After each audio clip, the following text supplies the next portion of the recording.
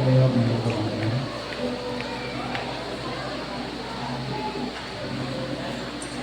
Kita na sa kasahon sa ikaduhang hari, 1:16. Mayo pagkatao nga sanlahon dito sa kangaan sa syudad, sila nanginganan. Nganong magsige man kita, himko dinhi, hangtod nga mga matay kita. Kung musulod kita sa syudad, mga matay kita dito sa kagutom. O kung maglingkod kita dinhi, mga matay usap kita. Usa mga kita sa kampo, sa taga-Syria, kung dili kita maunsa, maayo. Apan kung patyon kita nila, bahala na. Total mga matay man gihapon kita, pusa sa pagkakilom-kilom na, ngadto sila sa kampo sa taga-Syria, apan sa pag-abot nila sa kampo, wala na tao dito. Kay ipabati man sa Ginoo ang kasundaluhan sa Syria o timog sa mga karwahe o mga kabayo. Ingon man sa kagaho sa dakong pundok sa kasundaluhan. Busa, nagtuo sila nga sinuhulan sa hari sa Israel, ang hari sa mga hinahon, gitahanon, o ang hari sa mga etohanon sa pagsulong kanila.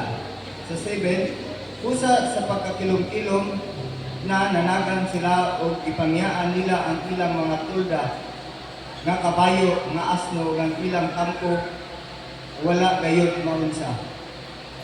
Sa pag-abot ini mga sanlahon sa kampo, nanulod sila sa usa ka tulda. Nangaon sila o nanginom o gidala nila ang mga plata o bulawan o ang mga pistik. Nanglakaw sila o ipanaugan nila kini.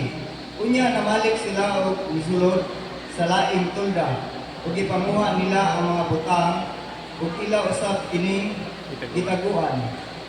Unya nagtinanay sila, dili husto ang atong gibuhat kini adlaw sa maayong balita. Kung maghilom lamang kita o magpaabot hangtod magbuntag, isakpan kita o silutan, usa mangadto kita sa hari o suginlan nato siya. Usa nangadto sila o gitawag nila ang mga gwardya sa kanghaan sa syudad o giingnan. Nangadto kami sa kampo sa taga-Syria o wala kami nakita o nadungog dito gawas sa mga kabayo o sa mga asno nga gipanghigot o sa mga tolda nga nagtindog nga wala maunsa. Sa 11, kunya namalita ang mga gwardya sa kamhaan, isugilon nila kini sa hari. Kunya ang hari gibangon bisag gabi. Paul mingon sa iyang mga opisyal, suginlan ko kamo sa laraw.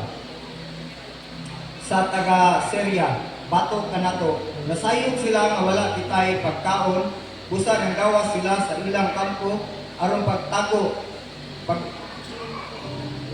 Naguna-huna sila nga inigawas nato sa syudad, dakpon kita nila o ilugon nila ang syudad.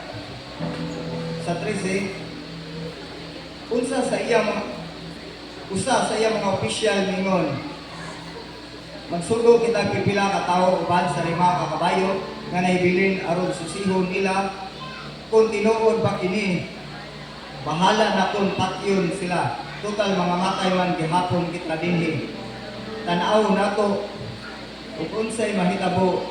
Busa nagpili sila duha ka tawo nga ilang ipasakay kabayo ug ang hari nagpadala kanila aron pagsusi sa kasundaluhan sa Syria. Sa 15, niabot sila hangtod sa Jordan ug nakita nila ang nagkatag sa dalan ang mga piste o mga kahimanan na nabiyaan sa mga taga-Syria sa ilang pag-ikyas. Unya mibalik ang mga sinugo o musibilon sa hari. Sa 16, unya nanggawas ang katawhan o gipanguha nila ang mga butang gikan sa kampo sa taga Syria kusang usa ka gantang nga harina gibaligya lamang nila usa ka buok plata ug ang duha ka gantang nga sibada gibaligya usab sa maong kantidad sumala sa gingon sa Ginoo kapanalangin ang pulong sa mga lingkod ng tanan.